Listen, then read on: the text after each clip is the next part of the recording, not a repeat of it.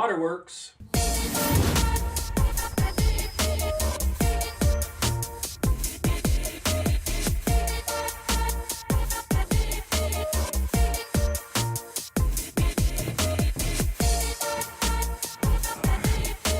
Quick update on the water system. You've seen where it comes in.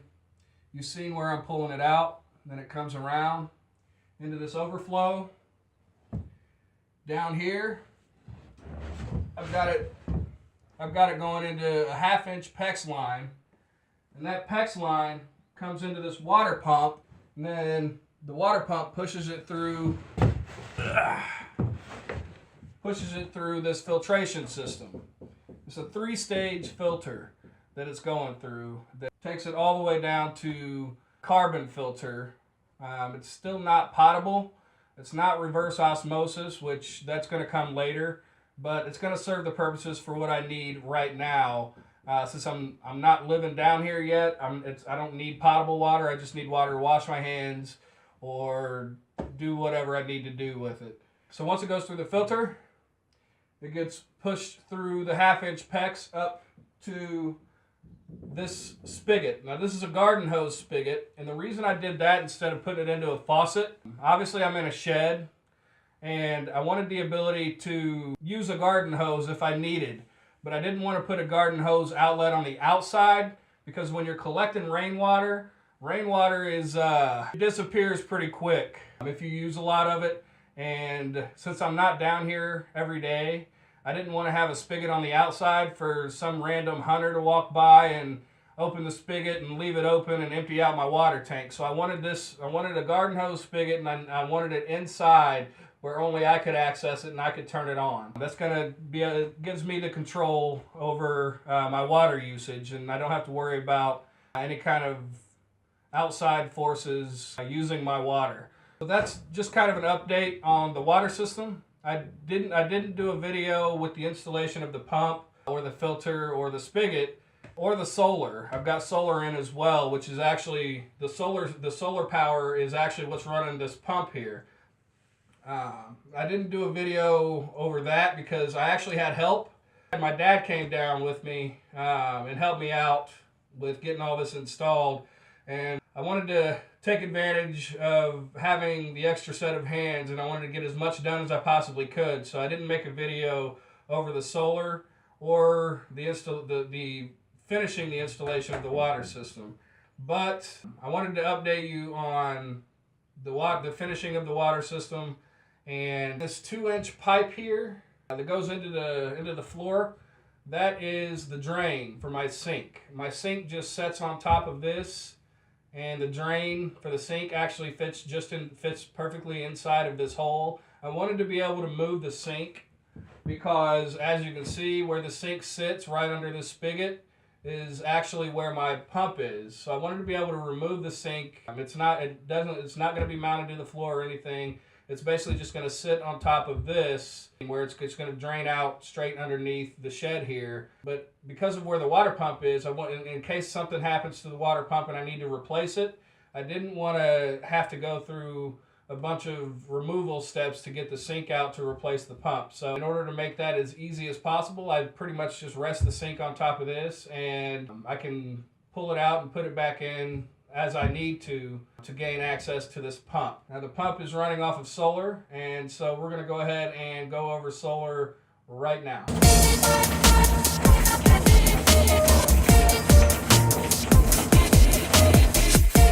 Alright, so the solar system that I've got is a small one. This is only a 100 watt panel that you're looking at here. This panel is from Renogy. It's R-E-N-O-G-Y. They're out of Ontario, California. They're best on the market that I've seen. I did a lot of research into solar panels and the best ones and what companies are best. You get the most efficiency out of them. This particular panel is rated, I think, at an 80% efficiency. So it's a 100 watt panel, which means at 80% efficiency means on a great day, on a perfect, bright, sunshiny day, this will pull in 80 watts. Now, this panel here is wired. I had to do a custom mount. I didn't want to mount to the roof because I didn't want to put more holes in my roof. It's that simple. And if the day ever comes that I have to replace the roof, I didn't want to have to worry about taking the solar panels off and replacing the roof that way. So I went ahead and did a custom built mount, mounted to the side of the shed here. That way it's freestanding. You know, I don't have to worry about anything. You know, if something goes wrong with the mount, I can just replace it. I don't have to worry about, you know, taking the panel off for any reason. Now, the wires under this panel, there's actually, I had to drill a 1-inch hole in the side of the building, and the wires from this panel go straight back inside the shed, which makes it a lot easier than running wires up and over and through the eave on the roof. And it's a lot cleaner. I just drilled a hole and then siliconed around the wires to keep bugs and rain and moisture and all that out. So I just drilled the hole, ran the wires into the inside, and right now let's go inside and check out the rest of it.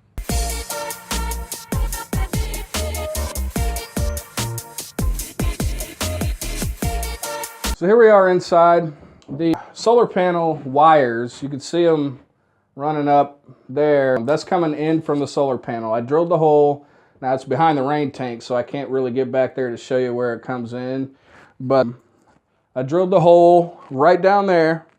I brought them inside, and then it goes up, and then across over, and the wiring is a mess, I know. Just pay no attention to the wiring. I need to hide the wires, shorten some wires. I still got a little bit of work to do with it, but it's working, it's operable, and that's all. That was my main concern. But you can see the wires running across there, and then that is a charge controller. That little box up there is a charge controller. Now that charge controller it's a PWM, also from Renogy.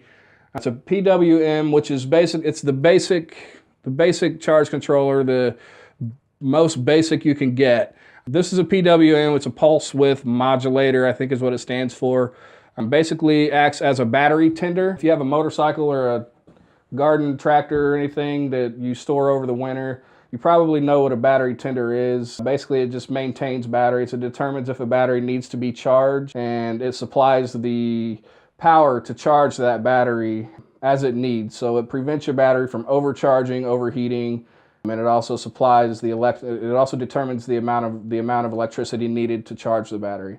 So that's what that little box is up there. These batteries. Now these are 2 batteries. The typical system of this size is a 12-volt system. This is a 12-volt system. These batteries I bought from Batteries Plus. Shout out to Zach. They are Duracell batteries. Duracell 6-volt 200 amp hour batteries. There's 2 of them here, and they're wired in a way that combines the voltage for each battery, which makes it a 12-volt system. So with the way that these batteries are wired, they're wired to make it a 12-volt.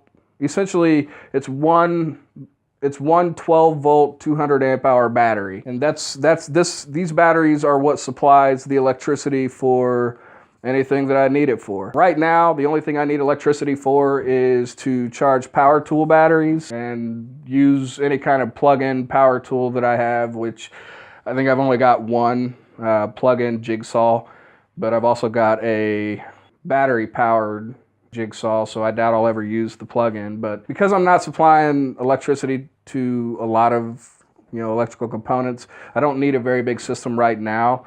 Ultimately, I want to have 8 250-watt solar panels outside, and I'd like to have 8 of these batteries, 6 or 8 of these batteries, which should be enough to supply everything I need to do out here as well as in the tiny house next door. So the electrical system is actually going to run over to the tiny house from out here as well, once I get that electrical going over there. So from the batteries, obviously I got the wiring coming from the charge controller into the batteries. The charge controller charges these batteries, and from the batteries it goes over into this inverter. This is a Duracraft, I think is the brand. I bought it at AutoZone because the inverter that I originally purchased had gone out, so it didn't work. So this is a 1,000-watt inverter, something typically you would plug it into your cigarette lighter adapter in your car, and it allows you to use a laptop or anything like that in your car. But in my case, I'm using it. I've got it hardwired directly to these batteries. These batteries supply power to the inverter. The inverter converts the DC battery power into AC power, which, as you can see here, is the power type that you would find in your house, the standard plug. The 12.3, that's 12.2, that's what I'm pulling in from my solar panel. And so this inverter, I actually like this inverter. It's only 1,000 watt, it's not big. Eventually I'm gonna have to upgrade to a 2,000 watt Xantrex inverter. But for what I'm doing now, this is perfect. I like this inverter because it's got a digital readout of the power that I'm bringing in from the solar panels, which is phenomenal. I like that. And so these batteries supply DC to this. This converts it to AC. This extension cord runs up and around the shed over to here, which I've got a surge protector plugged in. And the surge protector has my power tool batteries. It charges my power tool batteries, as you can see right there. Let's see. The little green light's on. That means my battery's charged, which is awesome. So it charges, that's really the only thing I've got plugged in. I've got this little mixer board thing, amplifier, that I bought a long time ago. It's plugged in, but there's no speakers. Ultimately, I would like to be able to put a couple of speakers in here so I can plug my cell phone in, listen to some music while I'm out here. But there's no speakers. I don't have any speakers here yet, so I just have the amplifier plugged in. But that's all I've got plugged into it right now. That's all I'm running with the electrical right now. It's fairly basic, fairly simple setup. The solar panel and the charge controller cost me through Renogy. So I got the solar panel, the charge controller up there, and the mounting brackets for the solar panel. It was $184, I think, for all of it from Renogy. And I thought it was a pretty good deal. For $184, I've got endless electricity. You know, you can't really beat that. Now the batteries are 100 bucks a pop, so $100 a piece at Batteries Plus is what I paid for those. So $200 in batteries, so $384. And then the inverter I paid $100 for at AutoZone. So $484 total investment, and I've got a endless supply of electricity. Can't really beat that. You know, that's at my apartment, that's 4 months worth of, you know, electric bills in my apartment. That, you know, now I've got electricity for the solar panels guaranteed it's warranted up to 25 years. So I've got 25 years worth of electricity right now for the cost of 4 months at my apartment. Can't really beat that. So that's my solar setup. And you can also see, let's see, that white wire runs down, runs down here, and that white wire actually feeds the pump, my water pump. The water pump is it's designed for an RV, so it's a DC water pump. Basically, it's got a red and black power negative connection, just like any other device you would plug into a car. So I didn't need to plug that into AC, into the inverter. That just runs from the battery directly down to the water pump, and the solar system provides power for my water pump, and that's how I have water. Overall, fairly simple setup. I've now got water and electricity down here, and I'm happy with it. I enjoy it. It's nice. Nice to see everything working. You know, when you jump into a project like this, you know, you don't really know what you're getting into. Like I said, I've got no experience in any of this, in construction, plumbing, electrical, no experience whatsoever. So when you jump into a project like this, it can be kind of intimidating. And as you move along and get things going, it's really nice to see things start to come together. And now that I've got, you know, I'm off grid, I don't have, you know, electricity here from a local municipality. I do have a well on site, but I don't use it. I need a new well pump. it's working. It's nice to see everything working as it should.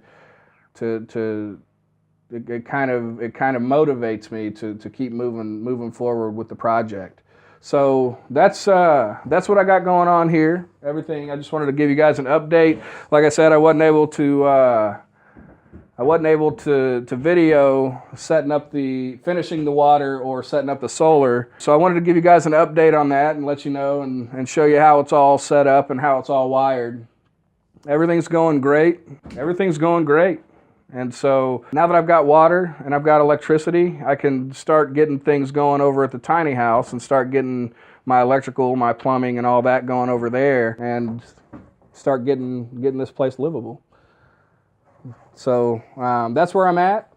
And if you have any questions, comments, concerns, advice, Lord knows I'll take all the advice I can get. Feel free to leave it in the comments below. I really appreciate you guys watching. I will catch you on the next video.